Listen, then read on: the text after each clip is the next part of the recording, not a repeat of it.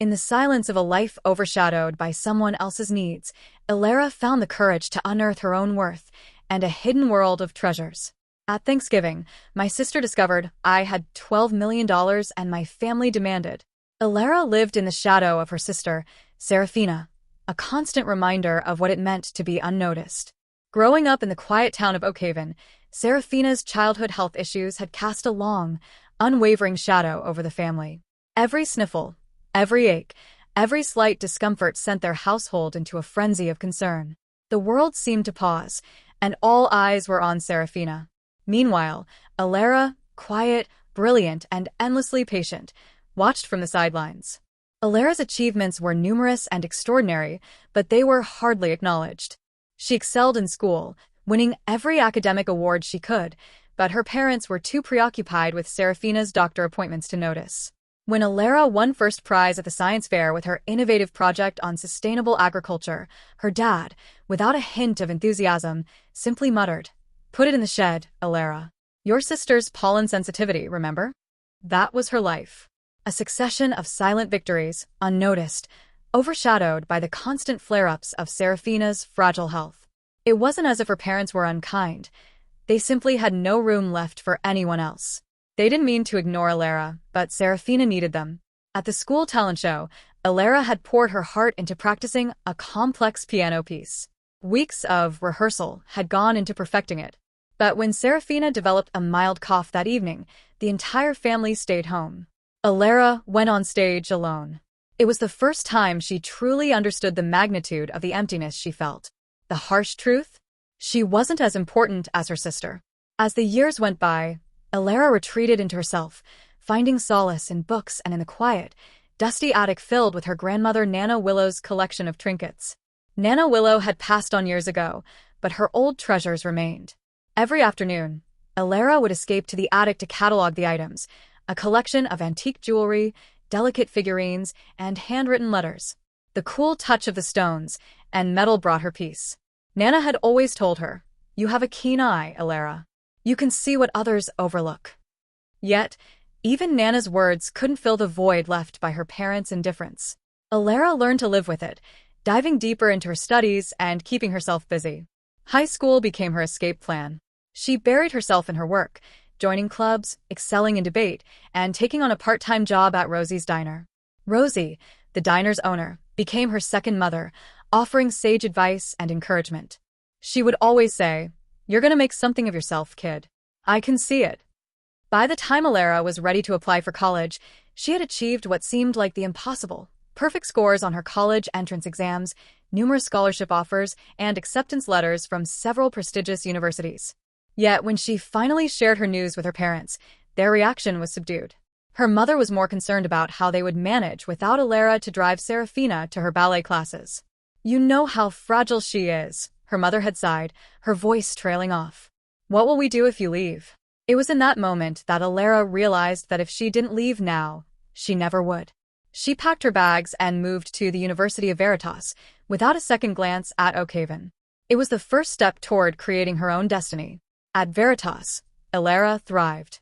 The campus became her sanctuary, a place where her intellect and passion were celebrated, not dismissed.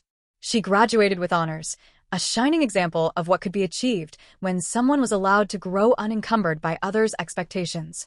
After graduation, Elara found a job at Aldridge and Croft, a distinguished auction house in the bustling city of New Avalon. She began in the estates division, carefully cataloging items from wealthy estates, a far cry from the small town where she'd spent her entire life. It was there that Elara's true gift began to surface. One afternoon, as she sifted through a box of estate jewelry, a particular piece caught her eye, a delicate emerald brooch. At first glance, it appeared unremarkable, one among many. But there was something about it. The craftsmanship, the weight, the intricate design, it was unlike anything she had ever seen. She couldn't explain it, but she felt an undeniable pull to this brooch, the same way she'd once felt drawn to the objects in Nana Willow's collection. Elara spent days researching the brooch. She compared it to other pieces in the catalog, consulting books and online archives, and even reaching out to jewelry experts. Finally, after hours of meticulous work, she discovered that the brooch was far more than just a trinket. It was a rare creation by one of New Avalon's most renowned jewelers, dating back to the city's golden age. It had been forgotten, buried in time like so many other treasures.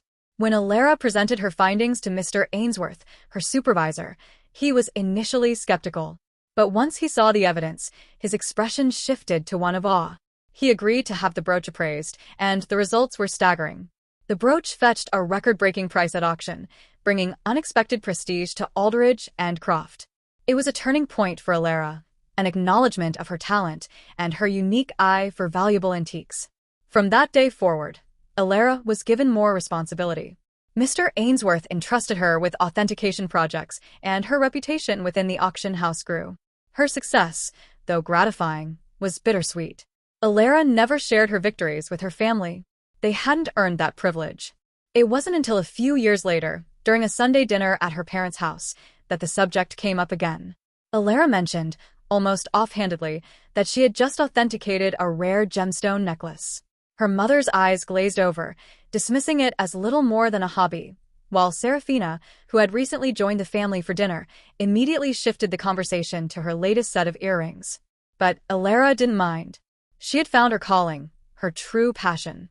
The approval she once craved from her family no longer mattered.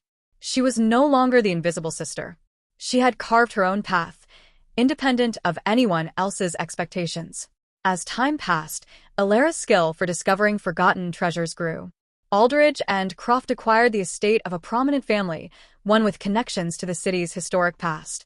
As Elara sifted through their belongings, a seemingly insignificant antique pendant caught her attention. She decided to investigate, trusting her instincts even though the odds were slim. Her research led to a startling discovery. The pendant was a priceless artifact, thought to have been lost in the Great Fire of New Avalon. It was an extraordinary find, one that made headlines when it sold at auction for an unimaginable sum. It was the sort of discovery that cemented Elara's status in the world of rare antiques, securing her place as one of the foremost experts in vintage jewelry. At last, Elara stood tall, no longer defined by the shadow of Seraphina's illness. She had built a legacy of her own. She had discovered not only the hidden treasures of New Avalon but also the treasure within herself, the strength to rise above her past and create a future all her own. In the end, Elara didn't need her family's approval. She had already found the most important approval of all, the validation of her own worth, which no one could take from her.